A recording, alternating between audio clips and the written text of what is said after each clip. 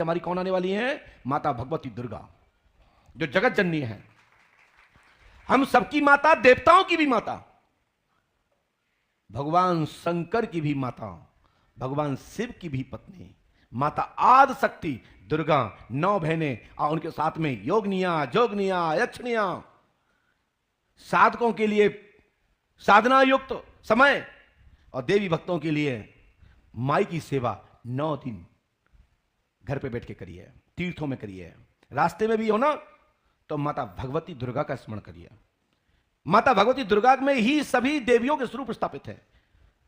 आप सब लोग माता भगवती का स्वागत कर माता भगवती की पूजा करें, घट रखें, कलश रखें, व्रत रखें, जवारे बोएं और साथ में फल फूल की, औषधि की बलि दें।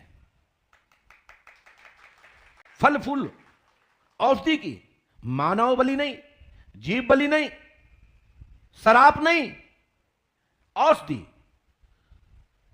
फल फूल पुष्प औषधि, गुलाब जल से स्प्रे करें। और यदि आपको सोमरस देना ही है तो आप उस दौरान कुछ महुए के बीजों को लीजिए, फलों को लीजिए, पानी में डालिए और अपने ग्राइंडर करिए और उसको सुबह औषधि के रूप में, सोमरस के रूप में दीजिए, आपकी पूजा सिद्ध होगी। लेकिन जो जानकार हैं, झाड़ फूक करने वाले हैं, औजा हैं, तांत्रिक हैं, इनको पौआ मत दीजिए, मुर्गा मत दीजिए, बकरा मत दीजिए। इससे तुमको, तुम्हारी परिवार को फायदा नहीं होगा, नुकसान होगा, अधोगति की ओर जाएंगे। देवगति की ओर जाना है तो पवित्र शुद्ध रहना पड़ेगा और सात्विक फल फूल से पूजा करनी होगी, नारियल से, गुलगुलों से, पूड़ी से, खीर से, हलवे से। देखो आपके जीवन में कितना परिवर्तन होता है। हम ये नहीं कहते कि आप देवता मत पूजो, हम ये नहीं कहते अपने पितरों को मत मानो, हम ये नहीं कहते अपने नगर देवी देवता को मत पूजिए, हम कहते पूजिए। यही तुम्हारी समस्या के समाधान के केंद्र हैं। जो डॉक्टरों के पास का उपचार नहीं है, बड़े से बड़े वैज्ञानिक के पास का उपचार नहीं है, यदि देवता रूठ जाए, देवंत रूठ जाए तो इंजेक्शन लगवाते रहिए, दवा खाते रहिए, अंतिम सांस भी तुम्हारी दवा में ही जाएगी। यदि अपने देवंत को, अपने पूर्वज को, अपने पितृ को अपने मना लिया और वो बीमारी नहीं है तो डॉक्टर की जगह पर अपने घर के पूर्वजों का पूजन करने से आप उस व्याधि से निर्मित हो जाएंगे। आपको समाधान मिल जाएगा, आपका संकट कट जाएगा, आपकी परेशानी कट जाएगी। ऐसा हमने अपने जनश्रोती, बड़े बुजुर्ग, अपने गुरु मुख से सुना है। जैसा सुना मैं वैसा बता रहा हूं। यह बात कोई भी आपको नहीं कहेगा। आजकल तो माहौल देख करके लोग बताते हैं कि तुम्हें क्या अच्छा लग रहा है, और हमारा विषय ऐसा है कि तुम्हें अच्छा लगे ना लगे, हमें अपनी बात रखना है। नहीं मानो जय सीताराम, हमारा क्या दोगे, ले जाओगे? आपने तो मुझे दे ही दिया है, हमें तो फायदा ही फायदा है। मान लिया तो ठीक, नहीं तो आपने हमारी तो दक्षिणा दे ही दी है। सीताराम। आदमी झूठ बोलता किसके लिए है? पैसे के लिए। जब तुमने हमको दक्षिणा दे दी, गुरु रूप में समर्पित होकर के संकल्प दे दिया, तो मैं झूठ बोलूं क्यों? आदमी झूठ बोलता है अपना उल्टा सुल्टा कर्म करने के चक्कर में, पैसा बचाने के चक्कर में, लूटने के चक्कर में। जब आपने संकल्पित रूप में कह दिया, गुरुजी मैं आपका हूं, ये मेरा संकल्प है, जब तुम समर्पित हो गए हैं, आपने दक्षिणा दे दी है, तो हमारा काम बनता है कि मैं उस दक्षिणा का भी संकल्प रूपी, जब आपने मेरे हो गए हो, समर्पित हो गए, तो हमारा ही फर्ज बनता है कि तुम भी निरोग रहो, सुखी रहो, आपके जीवन में कोई अंधेरा ना आवे, आपके जीवन में कोई संकट ना आवे। सच्चा गुरु आपको उससे मुक्त करने का राय और मार्गदर्शन देता है। तो पंडोकर सरकार त्रिकालदर्शी देव दरबार में आप लोग जब जो कुछ पूछने आते हैं, हम उस पर्ची पर लिखते हैं, आपका नाम यह है, आपकी परेशानी इस प्रकार है, आपकी परेशानी के लिए उपचार क्या करना चाहिए, योग करना चाहिए, ध्यान करना चाहिए, आयुर्वेदिक दवा लेना चाहिए या अंग्रेजी दवा लेना चाहिए, या आपको क्या करना चाहिए जिससे आपका समाधान होता है, उसका मैं रास्ता देता हूं। मैं भगवान नहीं हूं, ईश्वर नहीं हूं। जो अंतर्मन प्रेरणा मिलती है, मैं आपके भविष्य के बारे में लिखना प्रारंभ करता हूं, और हनुमान जी की कृपा से और तुम्हारे विश्वास से जब वो समय अनुकूल आता है तो हमारा लिखा हुआ पर्चा एक एक शब्द ऐसे दिखते हैं जैसे उस दौरान हम देख रहे हो, जब फलीभूत होता है तो समय का इंतजार देवता भी करते हैं, दैत्य भी करते हैं, मानव भी करते हैं। हम भी आपको समय देकर के ही संतुष्ट करते हैं कि जाओ भैया, अमुक समय में, अमुक सन में, अमुक महीने में, अमुक तिथि तक आपको लाभ होने का योग बनता है। समय से पहले और भाग से ज्यादा कोई भी किसी को कोई नहीं दे सकता। हम तो मानव हैं, परमात्मा के यहां से भी नहीं मिलता।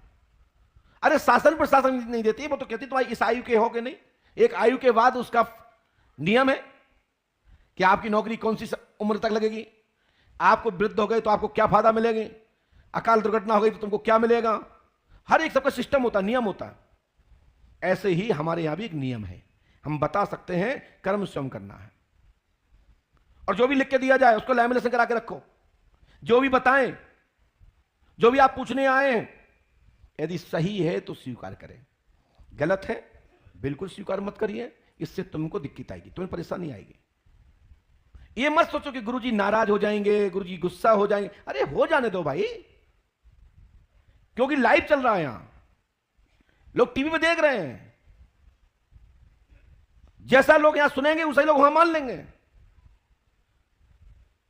और फिर तुमको ताने मिलेंगे घर जाके। फिर तुम कहोगे नहीं नहीं ऐसा था ही नहीं, वो तो गुरुजी ने ऐसा ही बोल दिया। अरे गुरुजी ऐसे ही नहीं बोलते।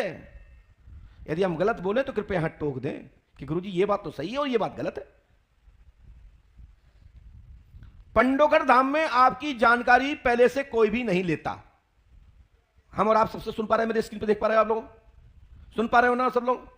आपसे कोई भी व्यक्ति ने पंडोकर धाम में, किसी भी कर्मचारी ने, किसी भी पुजारी ने, किसी भी पंडे ने, किसी भी कार्यकर्ता ने आपसे कोई भी व्यक्तिगत निजी जानकारी नहीं ली होगी। रसीद काटते दौरान, टोकन के दौरान आपसे दो चीज जरूर पूछूंगी, आपका नाम क्या है, आपका मोबाइल नंबर क्या है, और आप कहां से आए हैं। आप कोई दान डोनेशन कुछ देना चाहते हैं मंदिर के लिए, तो आपने कहा होगा कि मेरा नाम ये है, मोबाइल नंबर ये है, हम यहां से आए हैं और हम ये दक्षिणा देना चाहते हैं, मेरी ये इच्छा है। इसके अलावा कोई भी जानकारी पंडोकर धाम में आप लोगों से नहीं ली होगी। यदि किसी से ली हो तो कृपया हाथ उठा दें। मैं देखना चाहता हूं पूरे भक्तों में कोई भी सिंगल हाथ उठा दे। हमारे यहां इसके अतिरिक्त कोई भी जानकारी नहीं लेता। कोई भी जानकारी लेता है और नहीं लेता तो हाथ उठा के बोलिए कि नहीं लेता है। नहीं लेता ना, यानी जिनने हाथ नहीं उठाए तो उसका मतलब मैं समझूं कि आपसे जानकारी ली। यदि जिन्होंने हाथ नहीं उठाए तो क्या मैं ये समझूं कि आपसे जानकारी ली किसी ने। धन्यवाद। पंडोकर धाम में किसी से भी कोई भी जानकारी नहीं लेता, यहां तक कि हम भी नहीं। ये बात भक्तों तक ही नहीं है, ये हमारी भी बात है कि हम भी बिगर नंबर के पहले किसी भी व्यक्ति से चलते फिरते या किसी कमरे में या अलग से नहीं पूछता हूं। हां, मुलाकात यदि पीछे हुई है, वीवीआईपी लाइन में आप मुलाकात हुई है और आपने ही कहा है कि गुरुजी हमारे घर के लोग आए हैं, वो चाहते हैं कि मेरी सार्वजनिक जाए, तो पूछो, हमें क्या दिक्कत है। लेकिन पंडोकर धाम में जो भी वीडियो बनता है ये आपकी सहमति से बनता है, आपके सहयोग से बनता है, और उसी के कारण ही लोगों को मार्गदर्शन मिलता है कि पंडोकर धाम समस्या का समाधान का केंद्र है। और आप लोग भी किसी ना किसी का वीडियो देख के, टेलीविजन के माध्यम से, माइक पब्लिसिटी, किसी भक्त के द्वारा बताया गया हो, तभी आप पंडोकर धाम आते हैं। ऐसा ही है ना, किसी ना किसी को बताया होगा कि भैया हम पंडोकर धाम गए थे, मेरा काम वहां से हुआ है, यदि आपकी इच्छा हो तो ट्राई एक बार आप भी पंडोकर धाम जाके कर लो, या आप वीडियो देखते हैं। ऐसा ही है ना। अब जब दूसरों के वीडियो देख के पंडोकर धाम आप आते हैं तो तुम्हारा वीडियो क्यों ना बने, मुझे बताओ, क्यों ना बने बताइए। जब तुम दूसरे का वीडियो देख करके, स्वयं अपनी परेशानी को देख करके, दूसरी की परेशानी को हल देख करके पंडोकर धाम आए हैं, तो तुम्हारा वीडियो देख के क्यों लोग ना आवे।